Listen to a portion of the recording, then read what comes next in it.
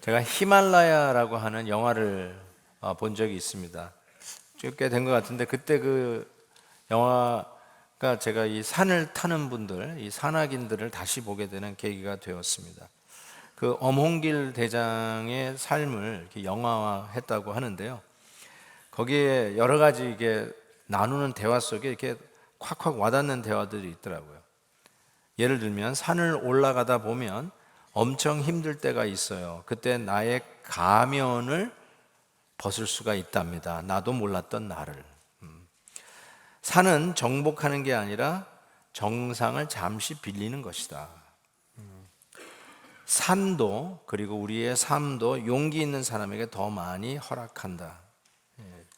참 이런 이야기를 하는데 벌써 한 1년여 전에 2018년에 김창호 대장이라고 히말라야 8,000m급을 무산소로 등정했다고 하는 그분이 한국인 5명과 함께 등반하다가 눈사태를 만나가지고 사망했다는 기사를 읽었습니다. 지금도 히말라야 등반했다가 돌아오지 않은 이 산악인이 90명이 넘는다고 그래요. 그런데도 여전히 산을 정복하기 위해서, 산을 타기 위해서 그 높은 산들을 오르는 걸 보면서 처음에는 왜 그런 쓸데없는 일을 자꾸 하나라는 생각을 했다가 그 영화를 보고 뭔가가 있다. 그래서 목숨 걸고 산을 타는 그 모습을 보면서 뭔가가 있다. 그래서 산 타는 분들 제가 뭐라고 하지 않습니다. 뭔가가 있으니까 하는 거 아니겠어요? 이 비슷한 내용이 실은 우리 목회자들에게서는 교과서와 같다라고 하는 우리 지난주 본문이에요. 그 지난주 본문에 이런 말씀이 있습니다. 오직 성령이 각 성에서 내게 증언하여 결박과 환난이 나를 기다린다 하시나 내가 달려갈 길과 주 예수께 받은 사명 곧 하나님의 은혜의 복음을 증언하는 일을 마치려 하면은 나의 생명조차 조금 더 귀한 것으로 여기지 아니한다라고 그런 고백합니다. 여기도 생명을 내놓고 하는 일이라는 것이죠. 저는 생명을 내놓고 하는 일이 있는가? 우리 사랑하는 우리 성도님들은 혹시 생명 내놓고 하는 일이 있나요? 이 일 하다가 죽어도 여한이 없는 거, 그런 거 있나요? 내가 달려갈 길과 우리 회사 사장님이 나를 부르신 그 소명을 온전히 이루는 일을 위해서 세계의 굴지의 회사로 일으키는 일을 위해서 나는 나의 생명을 조금도 귀한 것으로 여기지 아니한다. 뭐 이런 식의 어떤 고백을 할 수 있는 생명 걸고 하는 일이 있나요? 자녀 교육? 뭐가 있을까요? 저는 이 생명 걸고 한다는 것에서는 굉장히 좀 경건해집니다. 옷깃을 여미게 됩니다. 여기에 뭔가가 있습니다. 함부로 할 얘기가 아니라고 생각해요.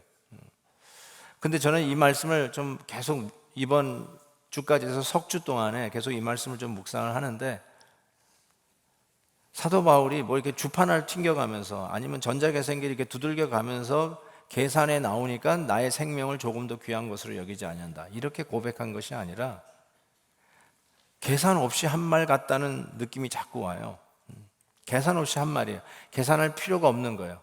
왜 그러냐면 실은 자기의 삶이 하나님의 은혜의 복음을 전하는 일에 있어서 나는 나의 삶을 소모품으로 생각하기 때문에 그렇다라는 생각이 와닿는 거예요. My life is expendable for the cause of the gospel, for the cause of the kingdom of God. 하나님의 나라와 이 복음의 은혜를 전하는 일을 위해서 사도 바울은 자기의 삶이 소모품이라고 생각했어요. 계산 없어요.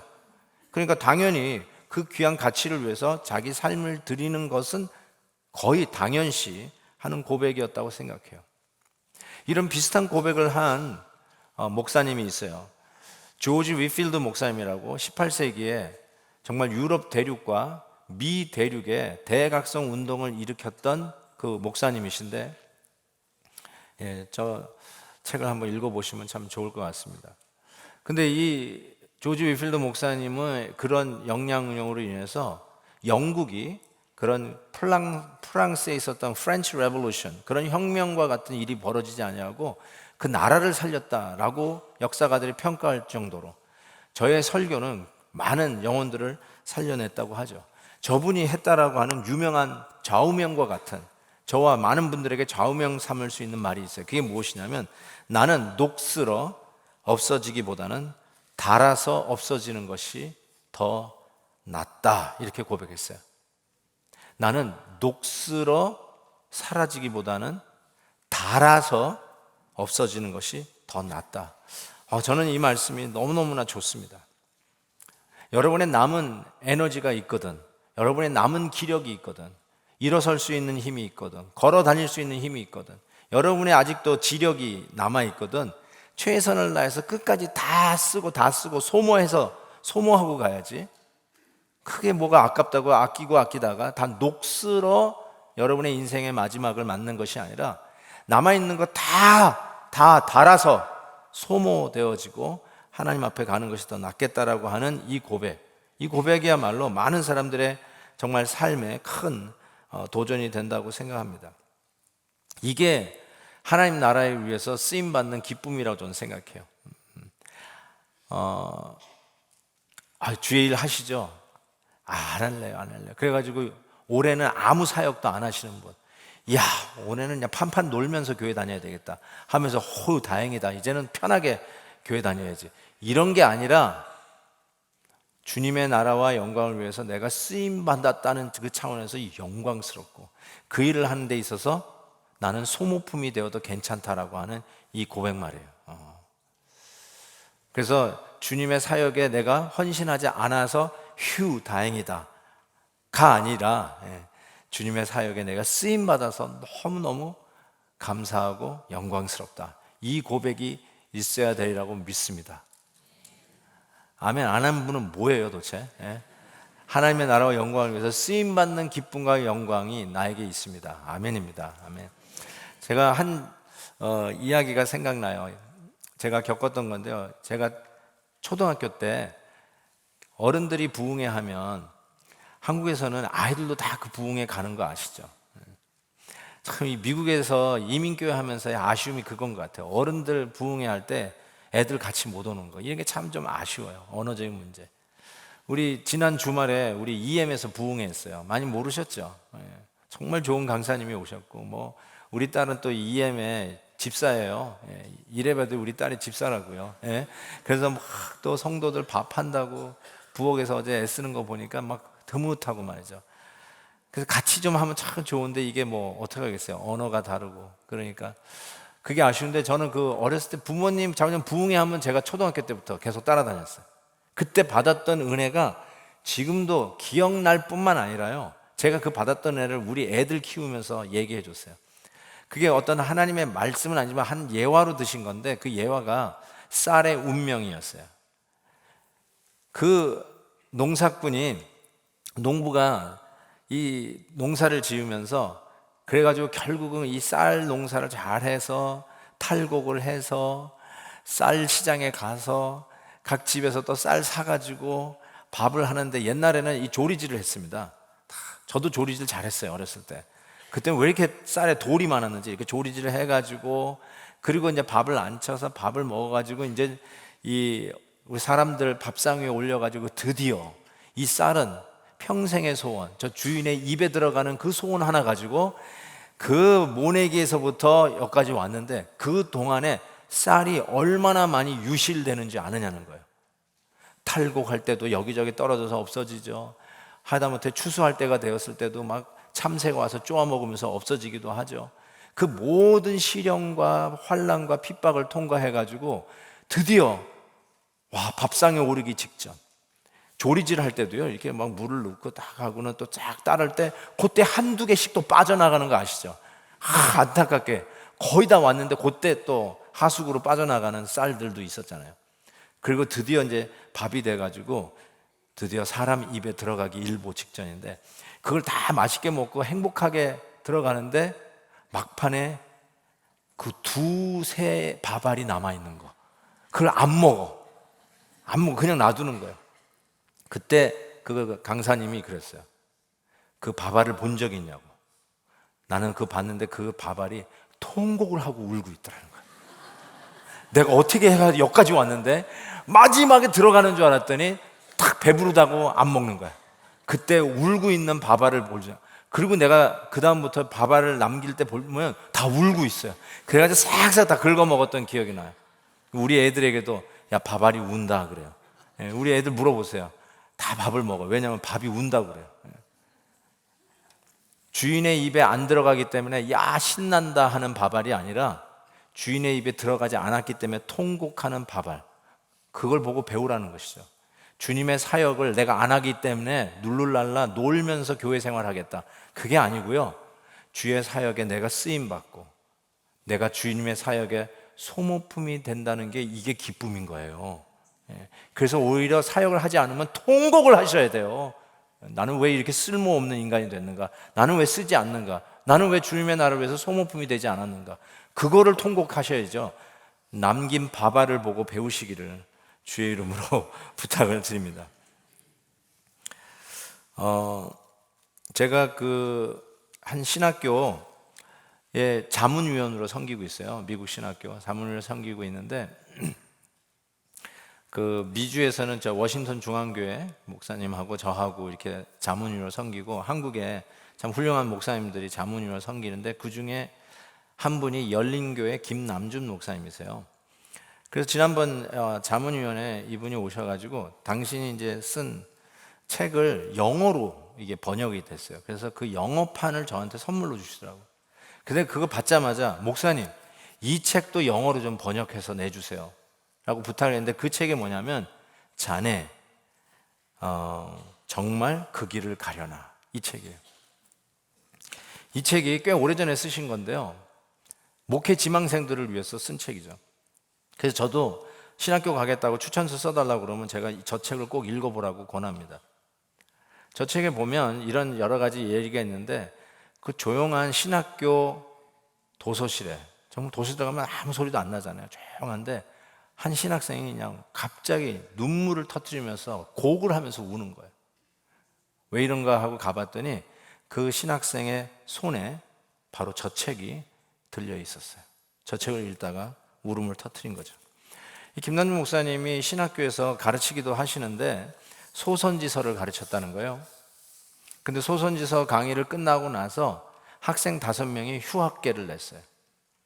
그 이유가 하나님이 나를 부르신 소명을 제대로 확인하지 않고 목사 안수 받고 목사 되면은 큰일 나겠다는 생각이 들어서 휴학을 내고 1년 동안 자기 점검을 하고 하나님의 소명을 확실히 하고 다시 그 소명이 분명하면 다시 신학교 오겠다고 휴학계를 냈다고 그러는데, 우리 김남준 목사님이 잘했다고 칭찬했다고 그럽니다. 그 책에는 이런 얘기가 하나 나와요.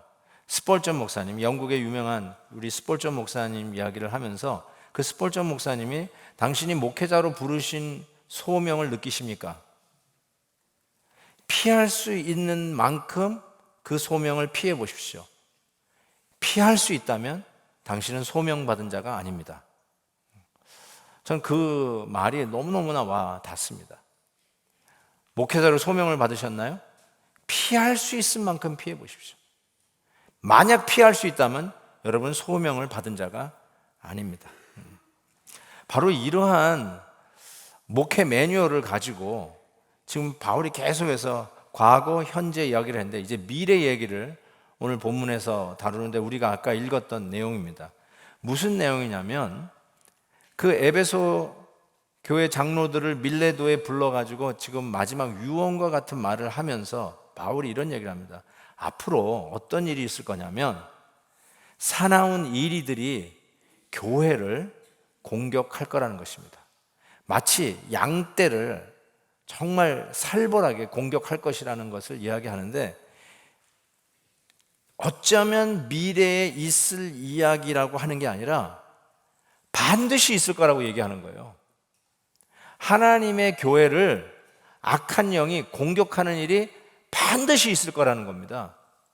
교회 구성원이 은혜로운 사람들만 모였기 때문에 그런 일은 없을 거야가 아니고, 어떤 구성원으로 모였든지 간에 하나님의 교회는 반드시 이 사나운 이리로 이야기되는 악한 영들의 공격이 반드시 있을 거라는 거예요.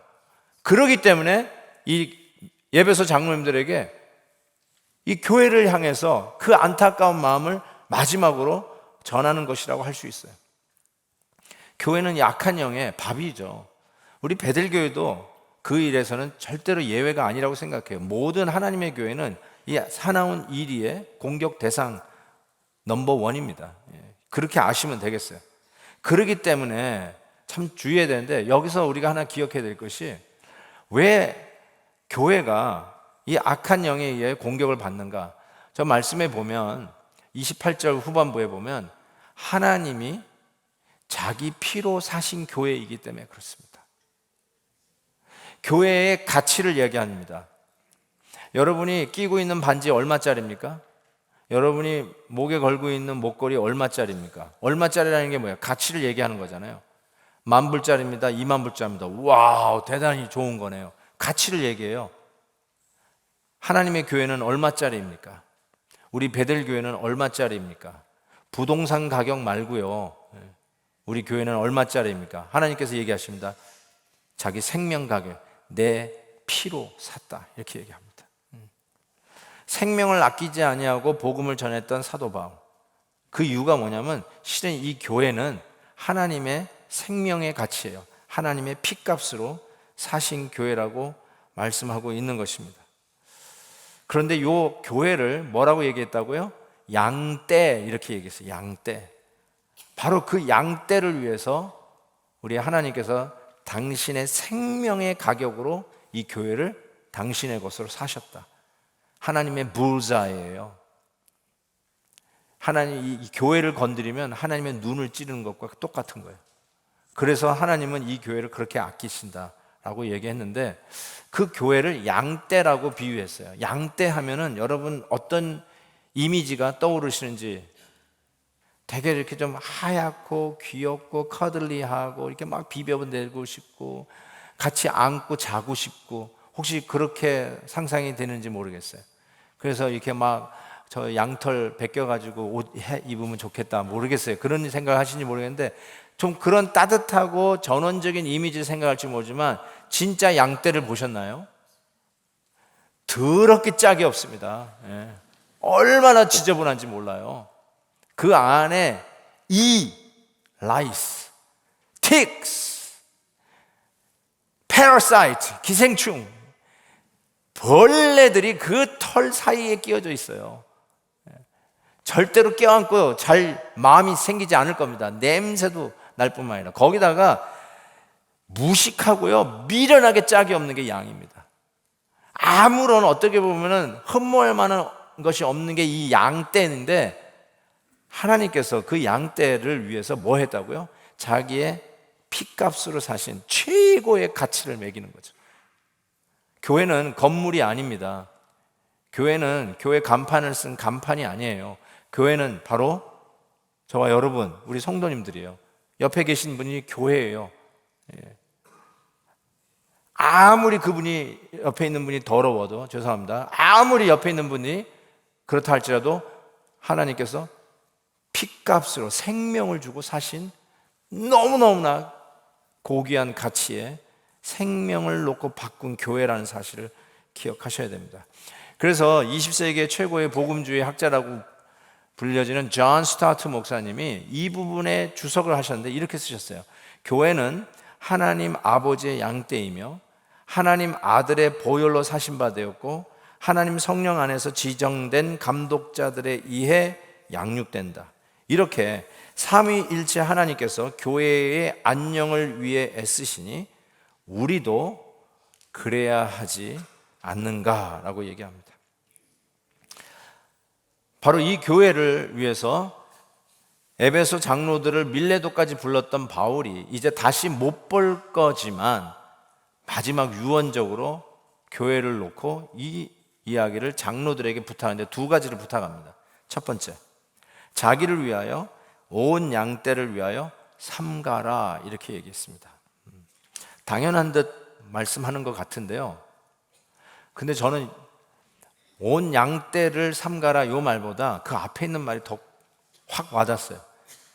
실은 양떼들을 잘 좀 guard, 잘 지켜라, 이렇게 이야기할 것 같은데 실은 먼저 너를, 장로님들, 당신들 먼저 지켜라, 이 얘기를 하고 있는 거예요.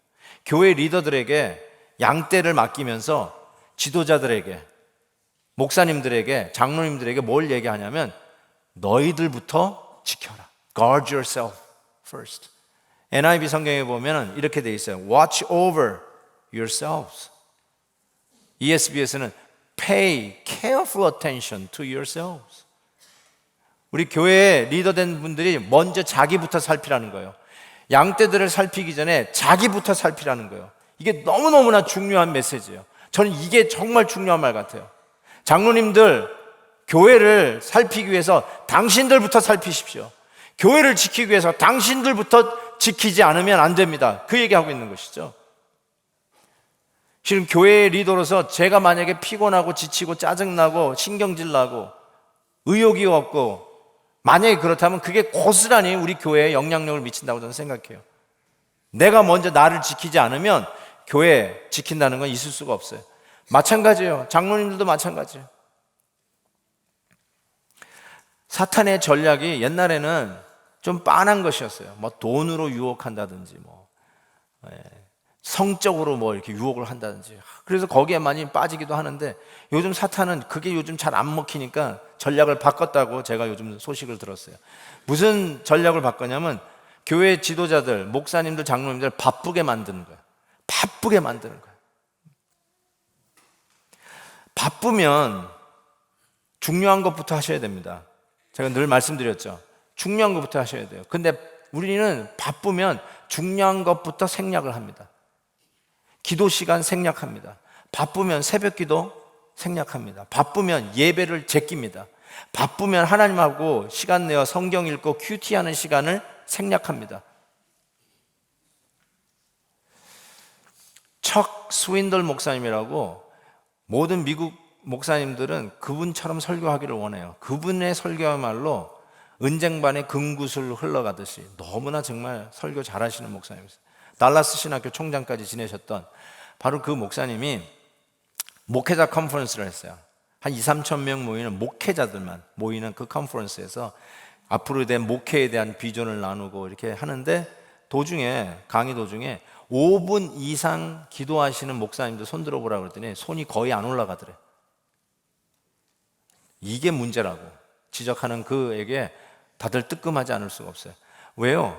목사님도 옛날에는 1시간, 우리 장로님들, 우리 성도님들 하루를 시작하면서 하나님 앞에 엎드려 기도하는 1시간이 그렇게 어렵지 않았는데 새벽 기도 나와서 하나님 앞에 1시간 주님과 시간을 보내고 하루를 출발하는 게 그렇게 어렵지 않았는데 어느 날 어느 순간부터 바빠지더니 30분 하기도 힘들고 아니 5분 기도하는 것도 힘들어가지고 그냥 자기 스케줄에 열심히 쫓아다니다가 지치고 소진되어서 정신없는데 교회에 와서 무슨 양떼를 지킨다는 겁니까? 교회에 와서 무슨 일을 한다는 거예요. 그래서 마귀의 전략이 요즘 먹히고 있다는 게 이게 우리가 경종을 울려야 될 게 아닙니까?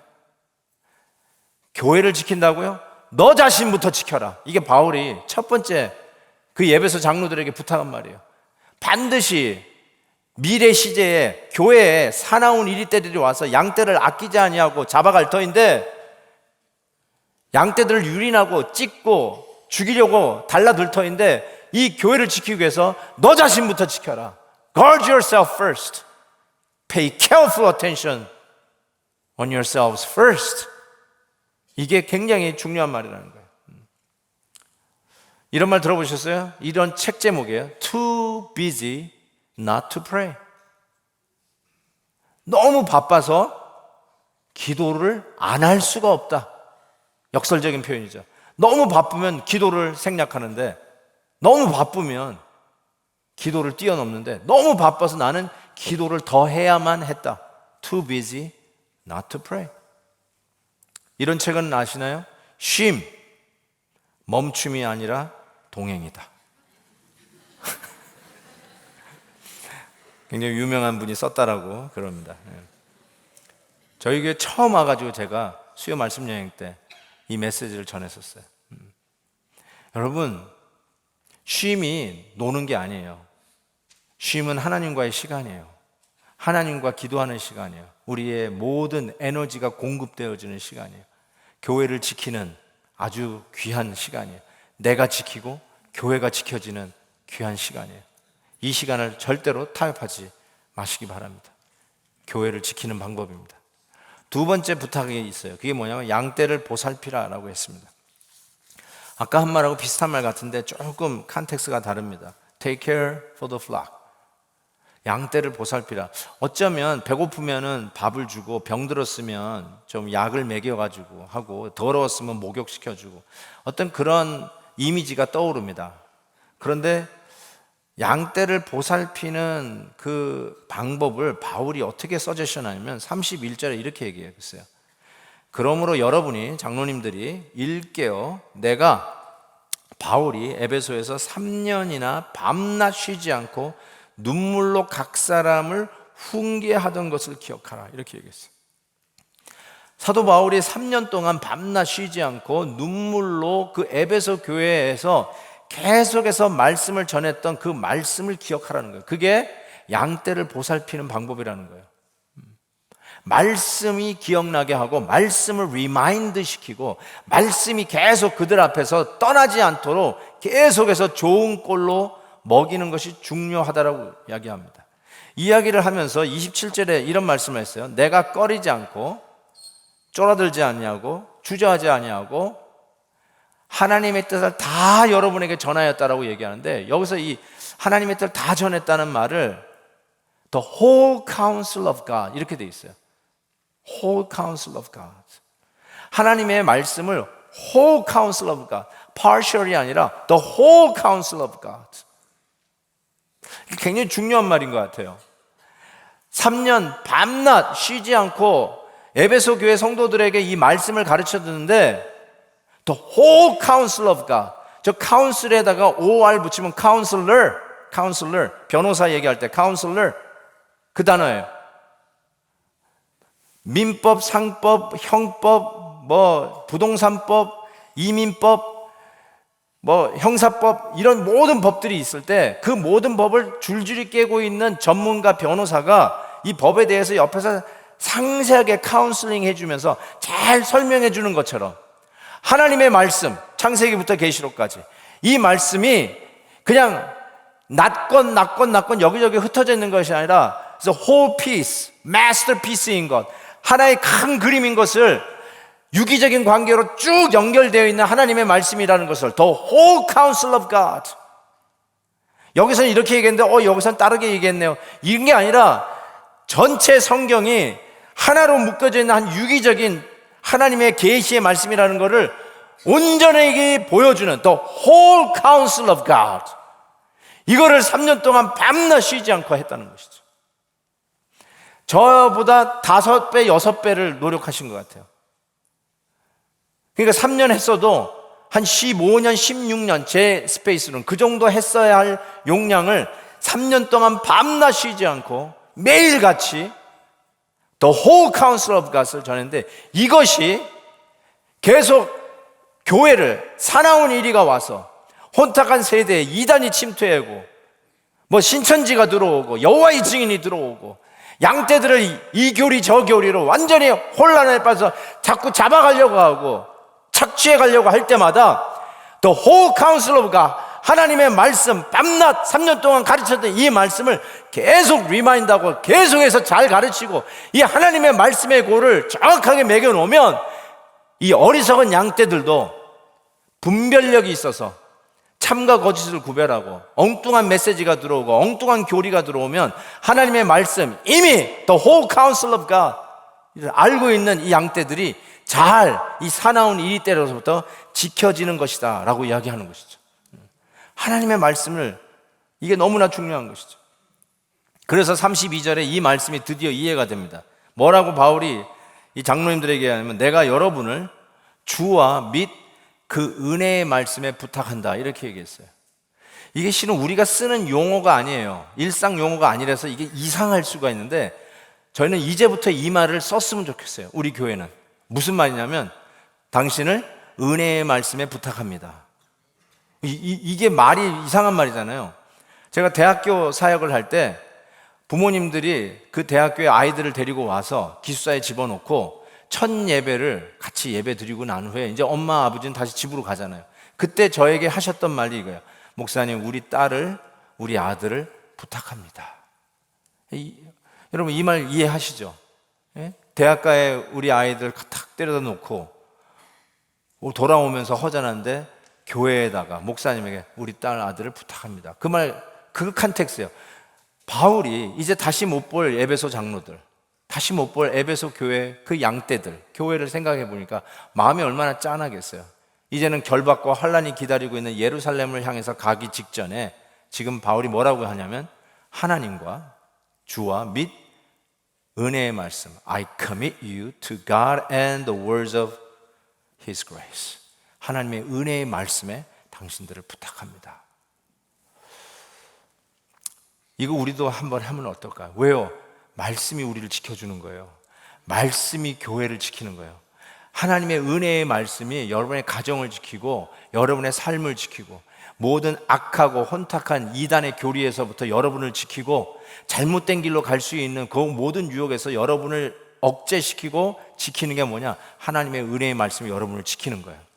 바로 이걸 지금 신신당부하는 것이죠. 앞으로 사나운 이리가 교회를 허물려고 할 때 수많은 괴설과 수많은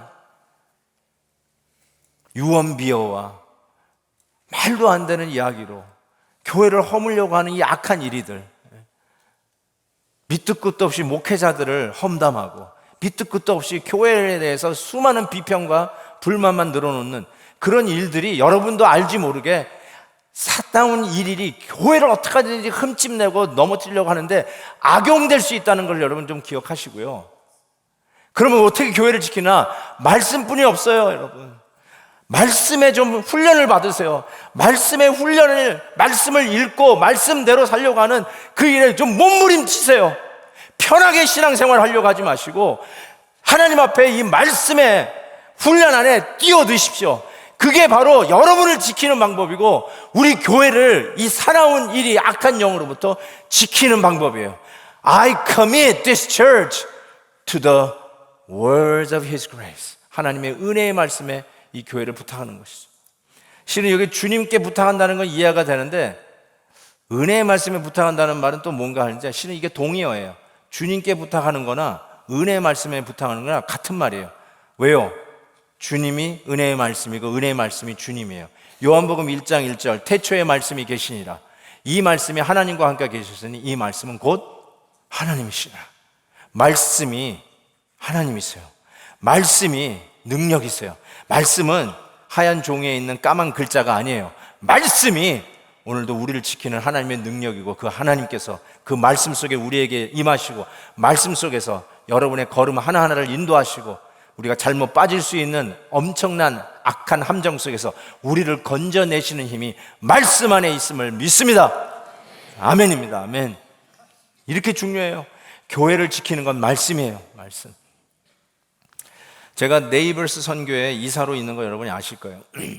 중국 전문 선교예요. 근데 요즘 중국 선교사님들이 막 추방되고 있는 거 아실 거예요.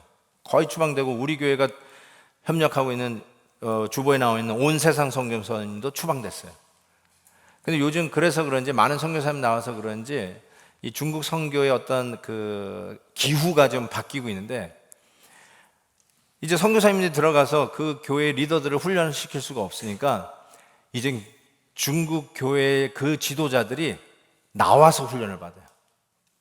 그래서 비자 없이도 들어올 수 있는 제주도로 이 중국 지도자들이 막 나오기 시작한 거예요. 거기 안 그래도 중국 관광객들이 많이 몰린다고 그러는데 그래서 우리 온세상 선교사님도 주거지를 제주도로 옮겼어요.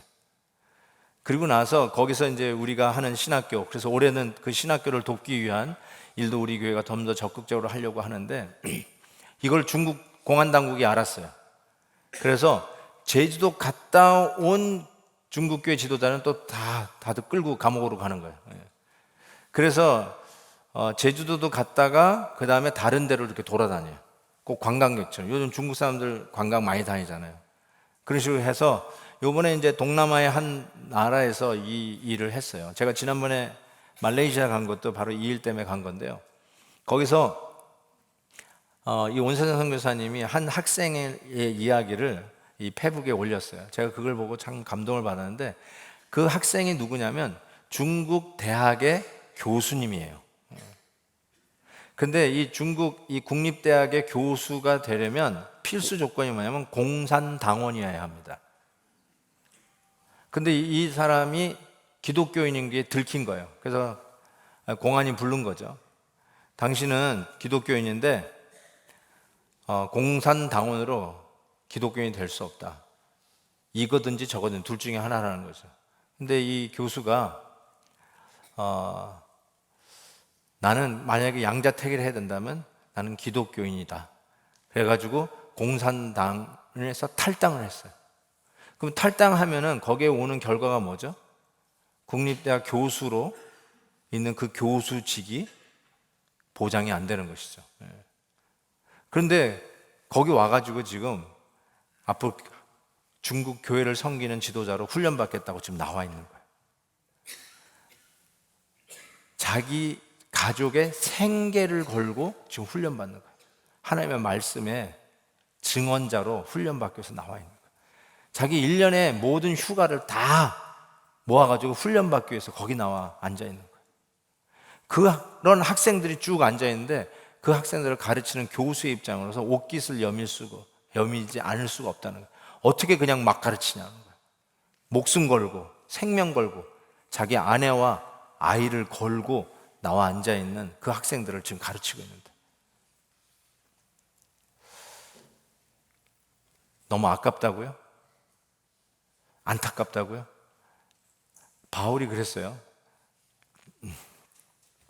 이 은혜의 복음을 증언을 하는 일을 마치려 하면은 나의 생명을 조금도 귀한 것으로 여기지 않는다고 이야기합니다. 즉 내 삶이 소모품이 되어도 점점점은 뭘까요? 괜찮다.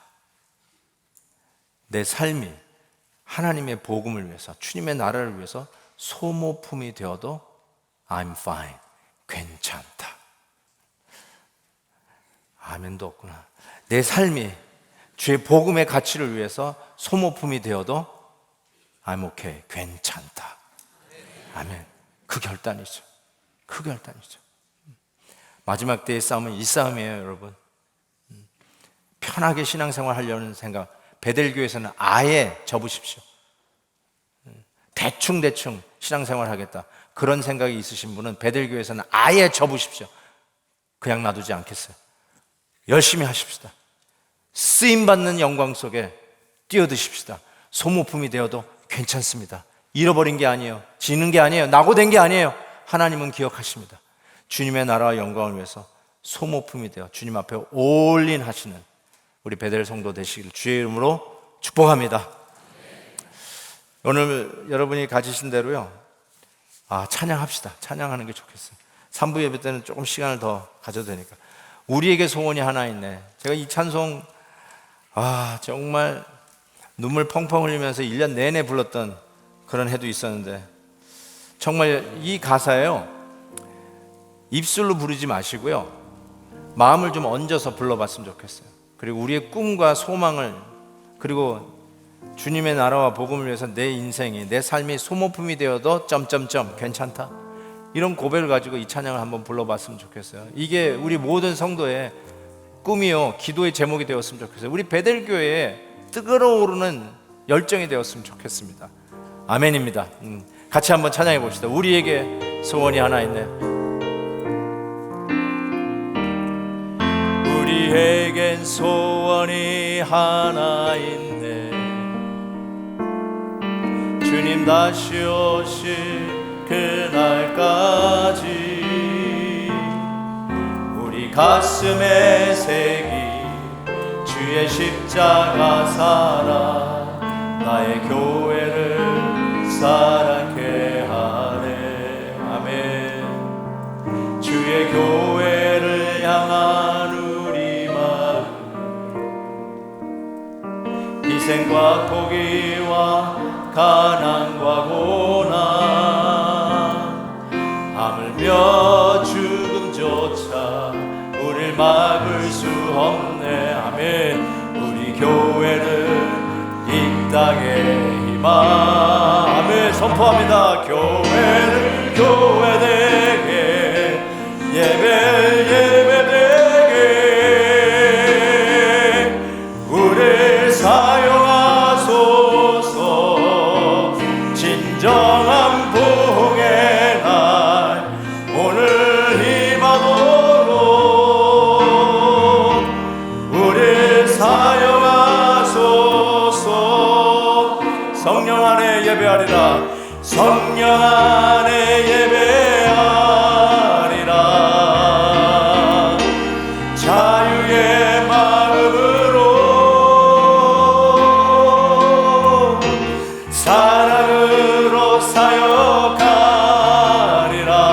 선포합니다. 교회는 생명이니 교회를 교회되게 예배되게 우리를 사용하소서 하면 진정한 부흥의 날 오늘 임함으로 우리를 사용하소 교회를 교회되게 아멘 예배되게 우리를 사용하소서 진정한 부흥의 날 오늘 힘함으로 우리를 사용하소서 아멘. Yes, we are expendable. 우리를 사용하소서 Lord. 우리를 사용해 주세요 목사님. We are expendable. 이 당당함으로 이 복음의 가치를 하나님이 핏값으로 사신 가장 최고의 가치를 가진 저와 여러분들이 최고의 가치 복음을 위해서 We are expendable. 우리는 소모품이 되어도 괜찮습니다. 그런 마음으로 하나님의 이 마지막 이 복음을 땅끝까지 끌고 가는 땅끝까지 전하는 일들을 위해서 우리 온 베델교회가 헌신했으면 좋겠습니다. 같이 한번 기도하겠습니다. 하나님 아버지 믿습니다. 오늘도 말씀으로 도전해 주신 거 감사합니다. 교회를 지키는 일, 나의 삶을 지키는 일이 말씀 가운데 지켜지는 것을 믿습니다.